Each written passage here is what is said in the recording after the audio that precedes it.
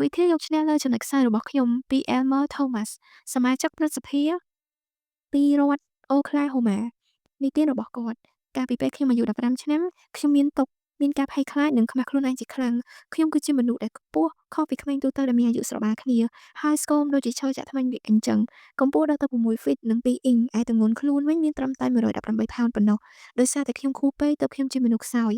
ហើយក្នុងការលេងកីឡា Baseball ឬកីឡាទាក់ទងនឹងការរត់គឺខ្ញុំពិតជាមិនអាចយកឈ្នះមិត្តភក្តិរបស់ខ្ញុំបានឡើយមិត្តភក្តិតែងតែធ្វើត្រាប់តាមខ្ញុំនិងហៅខ្ញុំថាអាញីខ្ញុំពិតជាពិបាកចិត្តណាស់ហើយខ្មាស់នឹងរូបរាងមុខមាត់ខ្លួនឯងរហូតដល់មិនចង់ទៅរកអ្នកណាម្នាក់ទេលើកលែងតែយូរៗម្ដងប៉ុណ្ណោះតាមពិតទៅផ្ទះយើងជាផ្ទះកសិដ្ឋាននៅឆ្ងាយពីផ្លូវ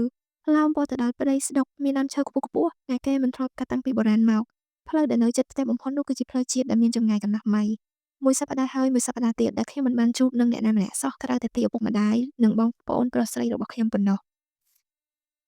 ប្រសិនបើខ្ញុំនៅតែបណ្ដោយឲ្យសេចក្ដីទុក្ខនិងភ័យខ្លាចស្ថិតនៅដូច្នេះទៀតខ្ញុំពិតជានឹងក្លាយជាមនុស្សបរាជ័យក្នុងជីវិតដែលមិនបាច់សង្ស័យឡើយជារៀងរាល់ម៉ោងក្នុងមួយថ្ងៃខ្ញុំតែងតែកើតទុក្ខនឹងរាងដ៏សែនខ្ពស់ប៉ុន្តែទន់ខ្សោយនិងទឹកមុខដ៏ស្លេកស្លាំងមានតែឆ្អឹងរបស់ខ្លួនឯងប៉ុណ្ណោះគ្មានពេលគិតដល់រឿងផ្សេងៗទេការខ្មាស់និងភ័យខ្លាចរបស់ខ្ញុំនេះមានច្រើនហួសហេតុហួសប្រមាណពីការអធិប្បាយទៅទៀតម្ដាយខ្ញុំដឹងពីអារម្មណ៍របស់ខ្ញុំច្បាស់ណាស់ព្រោះគាត់ធ្លាប់ធ្វើជាគ្រូពីមុនមកហើយគាត់បាននិយាយនឹងខ្ញុំថាកូនសំឡាញ់ឯងត្រូវតែមានការសិក្សារៀនសូត្រឲ្យបានខ្ពស់ឯងត្រូវតែមានអាជីពដែលប្រើខួរក្បាលពីព្រោះថារាងកាយរបស់ឯងមិនអាចយកប្រៀបទៅលើអ្នកដទៃបានទេដែលពឹងទៅលើអាជីពនៃការប្រើកម្លាំងនោះដោយសារតែឪពុកម្ដាយខ្ញុំគ្មានលុយបញ្ជូនខ្ញុំទៅមហាវិទ្យាល័យទើបខ្ញុំត្រូវរកមធ្យោបាយដោយខ្លួនឯងនៅរដូវរងាឆ្នាំមួយខ្ញុំដេញចាប់និងដាក់អន្ទាក់កំប្រុកសំពោចស្កានិងរ៉ាគូននៅរដូវស្លឹកឈើលាស់ខ្ញុំលក់ស្បែកសត្វទាំងនោះបានលុយ$4ហើយចំណាយលុយនោះដើម្បីទិញកូនជ្រូក2ក្បាលខ្ញុំចិញ្ចឹមវាដោយសំណល់អាហារលើកដំបូងហើយក្រោយមកក៏ឲ្យស៊ីពោតលុះបន្ទាប់មកក៏ដល់រដូវស្លឹកឈើជ្រូកទើបលក់ពួកវានឹងបានលុយមក$40ដោយសារតែលុយបានមកពីការលក់ជ្រូក2ក្បាលទើបខ្ញុំអាចចូលរៀនមហាវិទ្យាល័យ Central Normal នៅ Denver រដ្ឋ Indiana ខ្ញុំចំណាយទៅលើថ្លៃអាហារមួយសប្តាហ៍តែ$1.40ថ្លៃបន្ទប់មួយសប្តាហ៍50សេនខ្ញុំពាក់អាវពណ៌ត្នោតម៉ែដេរឲ្យជាការពិតណាស់ដែលម៉ែឲ្យពាក់អាវពណ៌ត្នោតព្រោះដើម្បីកុំឲ្យមើលឃើញប្រឡាក់ចំណែកអាវក្រៅនិងខោគឺជាសម្លៀកបំពាក់របស់ឪពុកខ្ញុំវាជាការពិតដែលមិនស័ក្តិសមនឹងរូបរាងរបស់ខ្ញុំទាល់តែសោះមិនតែប៉ុណ្ណោះស្បែកជើងក៏ចាស់ដែលឪពុក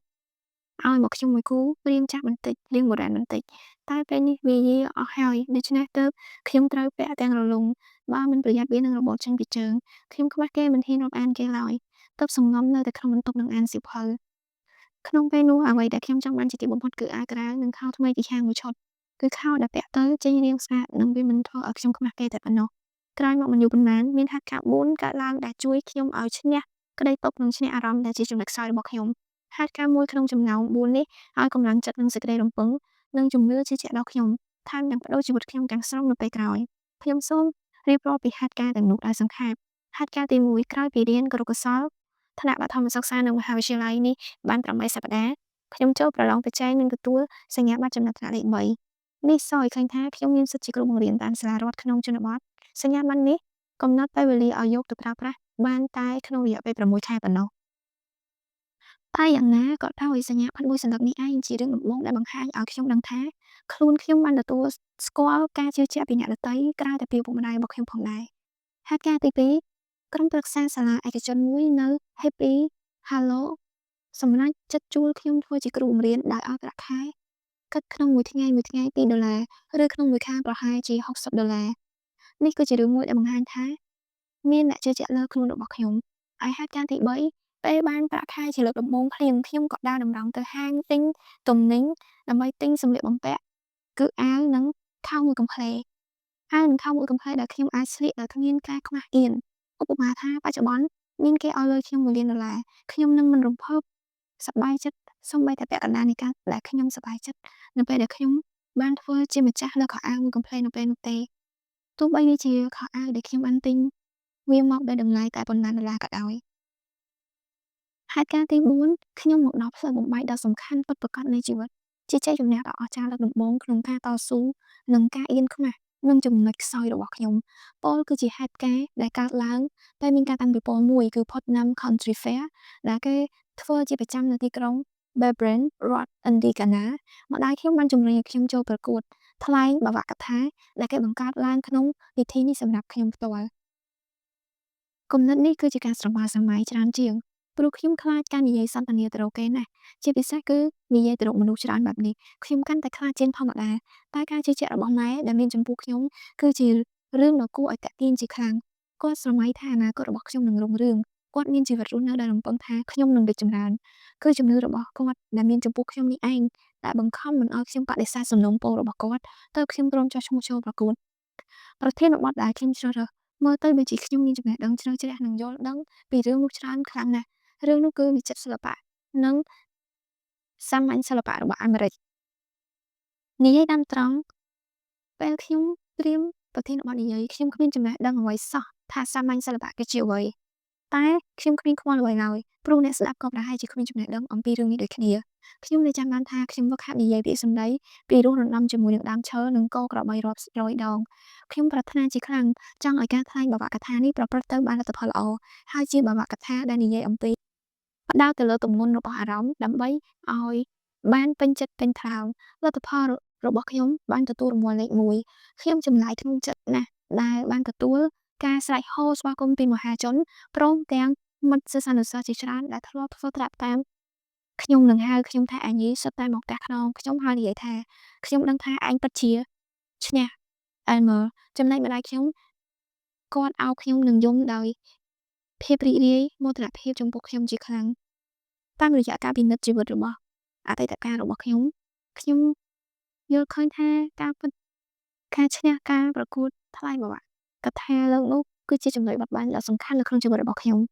កាសែតប្រចាំក្រុងសរសេរអត្ថបទសរសើរខ្ញុំនៅក្នុងទំព័រមុខនិងទូទាយថាអនាគតរបស់ខ្ញុំពិតជាអស្ចារ្យដោយម្ដេច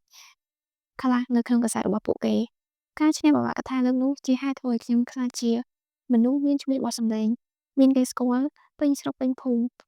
មានមុខមានមាត់នៅក្នុងសង្គមនិងការដែលសំខាន់ជាងរឿងទាំងអស់នោះគឺបន្ថែមទំនុកចិត្តមកលើខ្លួនឯងដល់ខ្ញុំយ៉ាងខ្លាំងជាងមុនរាប់រយដងខ្ញុំប្រកាសចិត្តថាបើខ្ញុំមិនបានទទួលជាជំនះលើកនោះទេខ្ញុំប្រហែលជាគ្មានឱកាសនាំខ្លួនឯងទៅរកសមាជិកប្រសិទ្ធភាពអាមេរិកនេះទេតម្លៃនៃជ័យជំនះនោះជួយឲ្យខ្ញុំភ្លឺភ្នែកនិងមានមហិច្ឆតាយ៉ាងខ្ពស់ហើយជំរុញឲ្យខ្ញុំដឹងថាខ្ញុំមានសមត្ថភាពខ្ពស់លេចធ្លោលាក់បង្កប់នៅពីខាងក្នុងជាសមត្ថភាពដែលខ្ញុំមិនដែលគិតស្រមៃថាខ្លួនឯងអាចមានដូចគេដូចឯងសោះហើយរឿងសំខាន់បំផុតគឺជារឿងអ្វីទាំងអស់ជ័យជំនះទី1ក្នុងការថ្លែងបាវកថាលើកនោះធ្វើឲ្យខ្ញុំបានទទួលអាហារូបករណ៍សិក្សានៅមហាវិទ្យាល័យ Central Normal មួយឆ្នាំខ្ញុំស្រេកឃ្លានចង់រៀនកាន់តែខ្លាំងទៅនៅក្នុងឆ្នាំ1896ដល់1900ខ្ញុំចែកពេលធ្វើការជាគ្រូនិងរៀននៅសាកលវិទ្យាល័យ DePaul រដូវក្តៅពេលសាកលវិទ្យាល័យនិងសាលារៀនវ៉ាកុងខ្ញុំធ្វើការរកចំណូលទុកសម្រាប់រៀនធ្វើជាអ្នករត់តុធ្វើការនៅឡរំលាយលោហៈសេឈ្នួលកាត់ស្មៅតាមសួនក្នុងផ្ទះធ្វើបញ្ជីធ្វើការលើវាលស្រែនិងស្រូវសាលីនិងចំការពោតនិងធ្វើការសង់ផ្លូវក្នុងតំណែងជោគពង្រាយគ្រោះជាដើមនៅក្នុងឆ្នាំ1896ពេលខ្ញុំអាយុ19ឆ្នាំខ្ញុំបានថ្លែងបាវកថាដល់មហាជន28ដងដែលឃោសនាឲ្យប្រជាជនបោះឆ្នោតឲ្យ William Bryan ធ្វើជាប្រធានាធិបតីតាមរយៈសម្ដីគាំទ្រ Bryan របស់ខ្ញុំជាហេតុនាំឲ្យខ្ញុំមានសេចក្តីប្រាថ្នាចូលធ្វើនយោបាយដោយខ្លួនឯងព្រោះហេតុនេះពេលខ្ញុំចូលរៀនសាកលវិទ្យាល័យ DePaul ខ្ញុំក៏រៀននីតិសាស្ត្រនិងការនិយាយក្នុងចំណោមមហាជននៅឆ្នាំ1899ខ្ញុំធ្វើជាតំណាងរបស់សាកលវិទ្យាល័យជជែកដេញដោលនឹងសាកលវិទ្យាល័យ Butler ដែលប្រារព្ធឡើងនៅទីក្រុង Indiana Police លើប្រធានបទតើសមាជិកព្រឹទ្ធសភានៃសហរដ្ឋអាមេរិកគួរបោះឆ្នោតដោយប្រជាជនឬអត់ខ្ញុំឈ្នះការជជែកដេញដោលនៅពេលនោះហើយបានធ្វើជាបណ្ណាធិការទស្សនវិស័យប្រចាំឆ្នាំសម្រាប់ក្រុមក្នុងឆ្នាំ1900ឈ្មោះថា The Mirror និងបានធ្វើជាបណ្ណាធិការឲ្យកាសែតរបស់សាកលវិទ្យាល័យឈ្មោះថា The Palladium ក្រោយពីទទួលបរិញ្ញាបត្រពីសាកលវិទ្យាល័យ DePaul ខ្ញុំប្រតិបត្តិតាមការបបួលរបស់ Horace Greeley គឺធ្វើដំណើរទៅបើកមុខរបរនៅខាងលិចអាមេរិកតែខ្ញុំមិនមែនទៅតែភាគខាងលិចតែមួយមុខទេគឺមានទាំងប៉ែកខាងនិរតីនោះគឺជារដ្ឋថ្មីឈ្មោះថា Oklahoma ពេលរដ្ឋការបើកសិទ្ធិឲ្យប្រជាជន ទៅតាំងទីលំនៅក្នុងតំបន់ហាមឃាត់សម្រាប់ពួកឥណ្ឌាស្បែកក្រហម កុលសម្ព័ន្ធ Kiowa, Comanche និង Apache ខ្ញុំក៏ទិញដីធ្លីនិងសង់ផ្ទះនៅទីក្រុង Lawton រដ្ឋ Oklahoma រួចយកផ្ទះធ្វើជាការិយាល័យមេធាវី ខ្ញុំក៏ជាប់ឆ្នោតជាសមាជិកព្រឹទ្ធសភាសម្រាប់សភាប្រចាំរដ្ឋ Oklahoma រយៈពេល 13 ឆ្នាំ និងជាសមាជិកសភាតំណាងរាស្ត្រសម្រាប់សភារដ្ឋ Oklahoma រយៈពេល 4 ឆ្នាំផងដែរ ក្រោយមកតែខ្ញុំមានអាយុ 50 ឆ្នាំ ខ្ញុំបានទទួលជោគជ័យខ្ពស់បំផុតតាមការស្រមៃចង់បាន គឺខ្ញុំបានជាប់ឆ្នោតជាសមាជិកព្រឹទ្ធសភាសហរដ្ឋអាមេរិក ក្នុងនាមជាសមាជិកព្រឹទ្ធសភាពីរដ្ឋ Oklahoma ខ្ញុំបំពេញតួនាទីនេះតាំងពីថ្ងៃទី 4 ខែមីនា ឆ្នាំ 1927 រាល់ការប្រកួតបោះឆ្នោតគ្រប់ពេល បកប្រជាធិបតេយ្យតែងផ្ដល់កិត្តិយសឲ្យខ្ញុំ ដោយបញ្ជូនខ្ញុំចុះឈ្មោះចូលក្នុងនាមរបស់បក ពីការចុះឈ្មោះជាសមាជិកព្រឹទ្ធសភា និងសមាជិកសភាតំណាងរាស្ត្រប្រចាំរដ្ឋរហូតដល់សមាជិកព្រឹទ្ធសភានៃសហរដ្ឋអាមេរិក ការដែលខ្ញុំលើកយករឿងរបស់ខ្ញុំមកនិយាយ ខ្ញុំមិនមែនចង់អួតអាងពីភាពជោគជ័យរបស់ខ្ញុំមួយទេ ព្រោះវាគ្មានអ្នកណាចាប់អារម្មណ៍សោះក៏ថាបានដែរ តែខ្ញុំយកមកនិយាយព្រោះសង្ឃឹមថានឹងជួយជំរុញឲ្យអ្នកដែលកំពុងប្រឈមនឹងក្តីទុក្ខ និងការអៀនខ្មាសពីចំណុចខ្សោយរបស់ខ្លួន ឲ្យកើតកម្លាំងចិត្តនិងមានភាពជឿជាក់លើខ្លួនឯង ការអៀនខ្មាសនឹងចំណុចខ្សោយ ការដែលខ្ញុំពាក់ខោអាវនិងស្បែកជើងរលុងរបស់ពួកខ្ញុំ ដែលពេលដែលដើរត្រូវប្រុងប្រយ័ត្នខ្លាចរបូតនោះ ធ្វើឲ្យខ្ញុំមានអារម្មណ៍ថាជីវិតរបស់ខ្ញុំពិតជាគ្មានប្រយោជន៍អ្វីបន្តិចសោះ ជាចុងក្រោយសូមបញ្ជាក់ថា Elmer Thomas គឺជាអ្នកដែលធ្លាប់ខ្មាសអៀន